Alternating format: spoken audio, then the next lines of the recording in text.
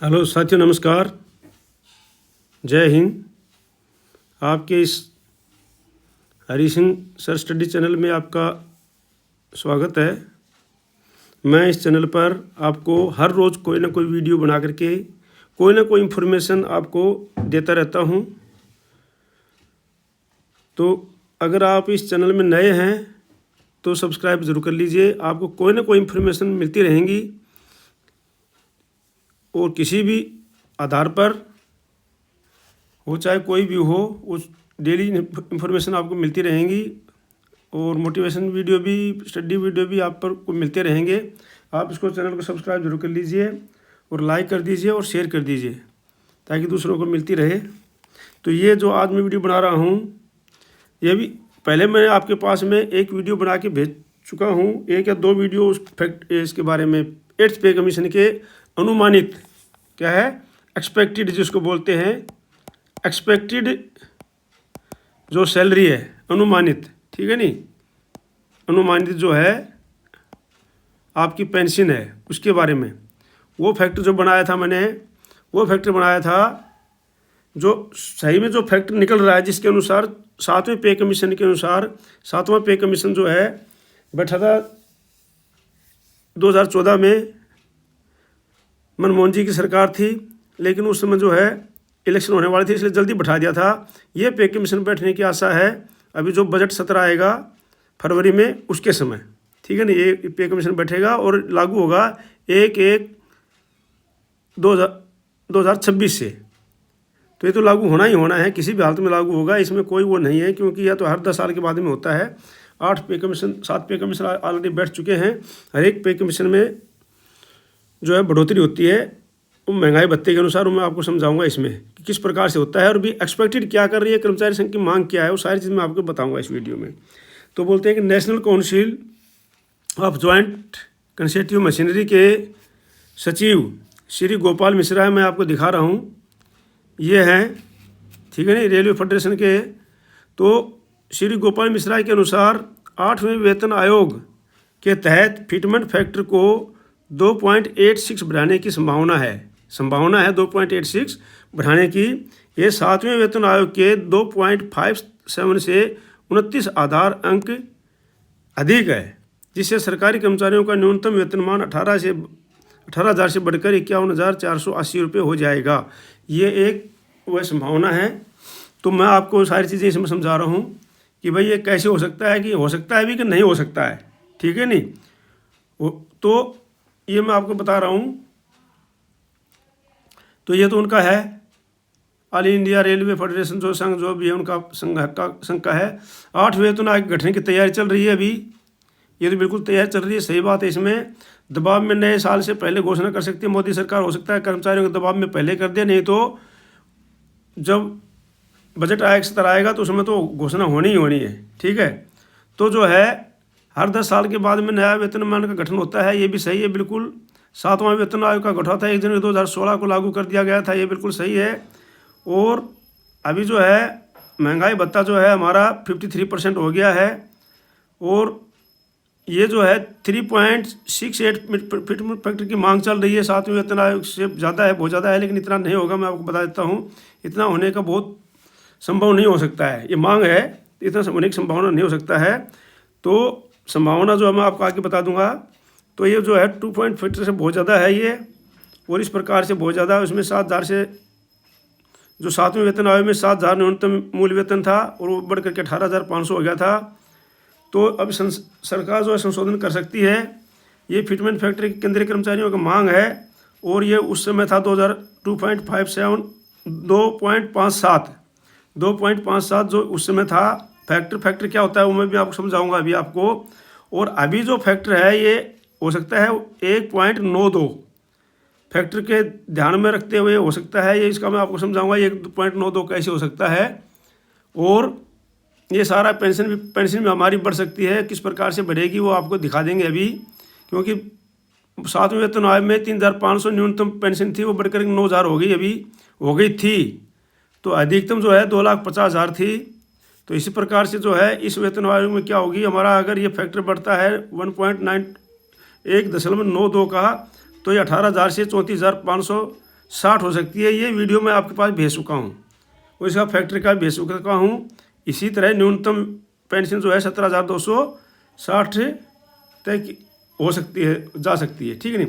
तो देखो अभी ये जो है ये है फिटमेंट फैक्ट्री का फैक्टर, ये मैं आपको समझाता हूँ। देखो ये है फिटमेंट फैक्ट्री जो है। अभी ये क्या है कि 7th पे कमीशन में, 7वें पे कमीशन का जो फार्मूला था ये था कि भाई उस समय जो था डीए था 125, डीए 125 पहुँच गया था उस समय, और डीए मर्ज हो जाता है उस समय पेंशन में। तो टोटल 100, मान लो 100 पेंशन है और डी 125 है, 225 बन गया।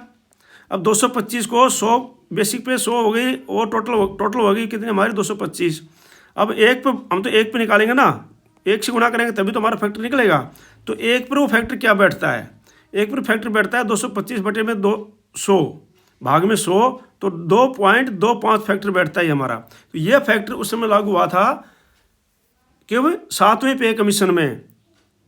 तो अब बैठा था 2.25 और उस समय जो फैक्टर लागू हुआ था वो बैठा 2.57 का। तो कैसे आया था मैं आपको समझा रहा हूँ। अब ये तो आप समझ गए कि भाई 125% डीए था उस समय और 100 जो थी बेसिक पे मान लिया, तो 100 में 125 जोड़े 225 हो गया। तो एक पर निकालेंगे हम, सिर्फ एक पर फैक्टर क्या निकालेगा तो 2.25 हो गया।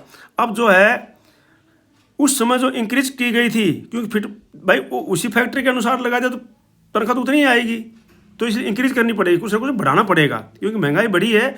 कर्मचारियों के स्टैंडर्ड को बढ़ाने के लिए गवर्नमेंट को बढ़ाना पड़ता है हर उसमें। तो अगर ये फैक्टर लगाते 2.25 का, तो ये उतना ही उतनी बढ़ती 225 ही बढ़ती, मान लो उतनी जितनी की टोटल पे थी वो बेसिक बन जाती, बस इतना होता। लेकिन कुछ ना कुछ बढ़ाना पड़ा था। तो अलग पे कमीशन में अलग अलग बढ़ाती है सरकार, उसके देश की उन्नति करने के साथ साथ कि भाई कितनी उन्नति हुई देश में, कितने प्रकार से इनकी जो तनख्वाह बढ़ानी चाहिए ताकि इनका स्टैंडर्ड मेंटेन हो सके, इनका आराम से आजीवन अच्छा अपने स्टैंडर्ड को मेंटेन कर सकें और सरकारी नौकरी के अंदर तजबा हो सके। तो सबसे ज़्यादा जो बढ़ाई थी 7वीं पे किस्म है, तो 14.3% उस समय बढ़ाई थी सरकार ने। तो जब हम 14.3% जोड़ते हैं तो 14.3% जो है ये 2.25 का बनता है 0.32। अब 2.25 में 0.32 जोड़ते हैं तो ये आता है 2.257। तो ये हमारा फिटमेंट फैक्टर था। ये क्या था उस समय, फिटमेंट फैक्टर था 2.27, ठीक है नहीं। तो ये जो उस समय फिटमेंट फैक्टर था, तो इस प्रकार से अभी मैं आपको समझा रहा हूँ कि अभी क्या बैठ रहा है। ये तो उस समय का था, तो अभी क्या बैठ रहा है देखो। उस समय डीए था 125, तो 1 जनवरी 26 को हम आशा करते हैं कि हमारा डीए पहुंच जाएगा 62%, अगर 3% गवर्नमेंट बढ़ाएगी तो, क्योंकि 3% अभी 53 है।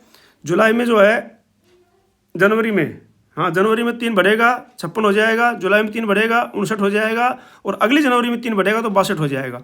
तो हमारा डीए चला जाएगा उस समय 62%। अब जो 1 जुलाई 2000 ये बता दिया, 1 जुलाई 2000 को 53, ये 56 और ये 59 हो रही है, हो गया 62। अब डीए को हम इस समय मर्ज करेंगे बेसिक पे में उस समय, क्योंकि तभी तो निकलेगा फिटमेंट फैक्टर, तो ये हो जाएगा 162।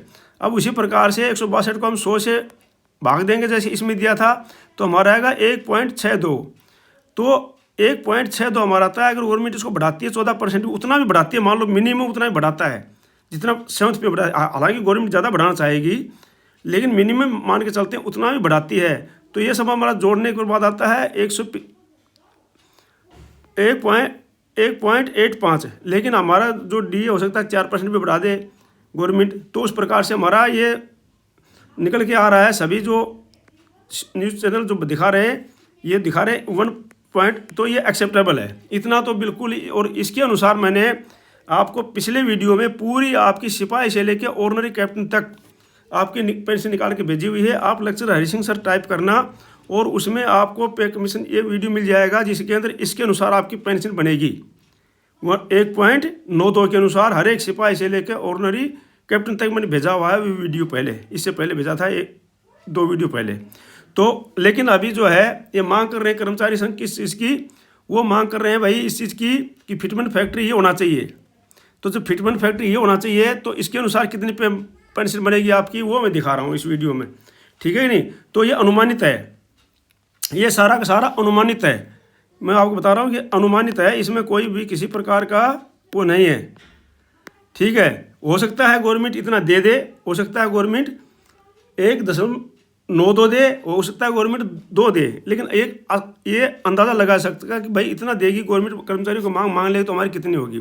तो इससे तो जो है 9,000 से बढ़ करके 25,700 पेंशन हो जाएगी। फिर मिनिमम पेंशन जो है इसे 25,750 हो जाएगी। और उसके अनुसार कितने बन रही थी हमारी, उसके अनुसार जो बन रही थी वो कम से कम जो है उसकी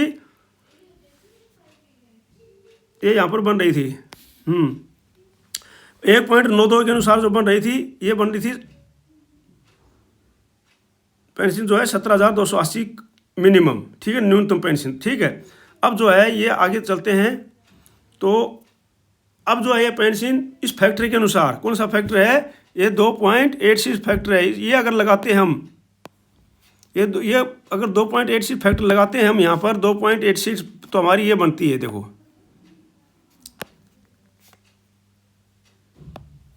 2.86 फैक्टर लगाते हैं तो हमारी ये बनती है, वो क्या बनती है इसमें, ये बन जाती है ये वाली।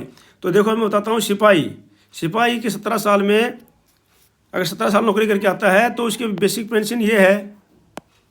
ठीक है नहीं, और जब 62% DA के साथ में उसकी जुड़ जाएगी, 62% DA लग जाएगा 1/1/26 को, तो उसकी इतनी बनती है। लेकिन जब उसको 2.86 फैक्टर से इसको गुना करेंगे इंटू 2.86, तो ये आ जाएगी ये। ठीक है नहीं, तो उस समय जो ये आ जाएगी, ये कैसे आएगी, बेसिक पे इंटू बेसिक पेंशन,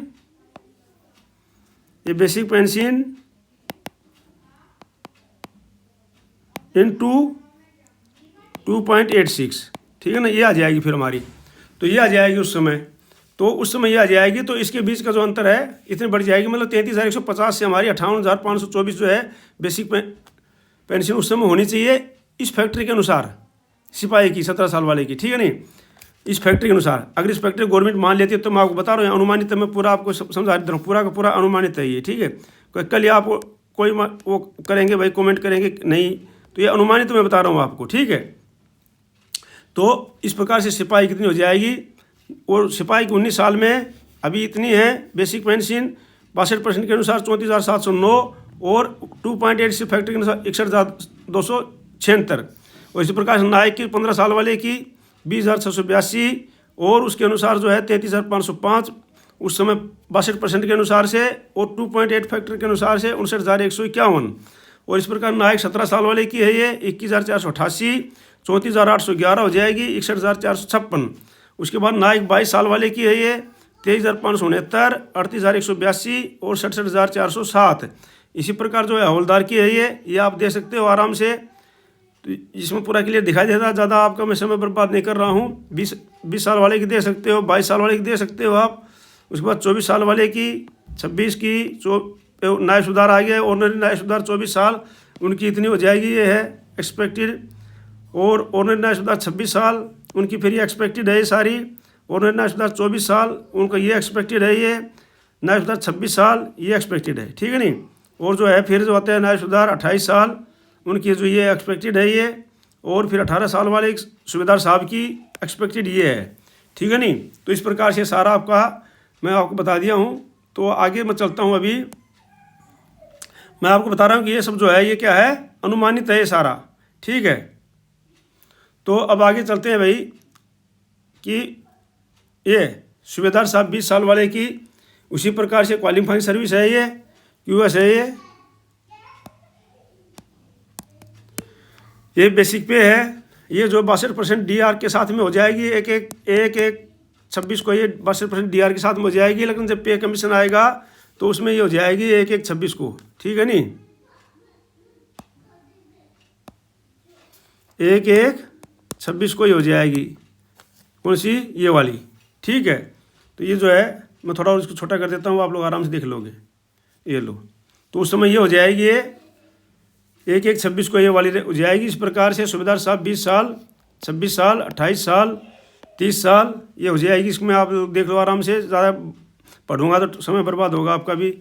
28 साल, उसके बाद सूबेदार मेजर साहब है ये 28 से 32, अभी 34,575 है। तो इस प्रकार से उस समय ये हो जाएगी। ऑनर लेफ्टिनेंट साहब ये ऑर्डिनरी लेफ्टिनेंट साहब तक है तो ऑर्डिनरी कैप्टन साहब की, तो फिर ये ऑर्डिनरी कैप्टन साहब तकरीबन थोड़ा सा अंतर है तो वो उसमें हो जाती है, ठीक है नहीं। तो इस बात जो है ये मैंने निकाल दिया है, बता दिया है आपको। और अगले वीडियो में ज़रूर कोई ना कोई नई इन्फॉर्मेशन दूंगा, जो भी मिलती रहेगी।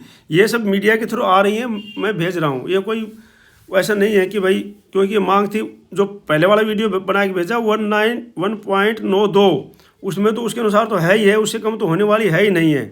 लेकिन हो सकता है ये भी, अगर गवर्नमेंट क्या है अभी अच्छी उसमें है और अच्छे मूड में है तो उस कर्मचारियों की मांग लेती है, तो गवर्नमेंट ये भी लागू कर सकती है। तो ठीक है, आप लोग को वीडियो देखने के लिए बहुत बहुत धन्यवाद। आप जो है इस वीडियो को सब्सक्राइब कर लीजिए, लाइक कीजिए, शेयर कीजिए, और मिलते हैं अगले वीडियो के लिए। आपका दिन शुभ रहे, भगवान आपको सुखी रखे और आराम से खुश रहें। जय हिंद, जय भारत।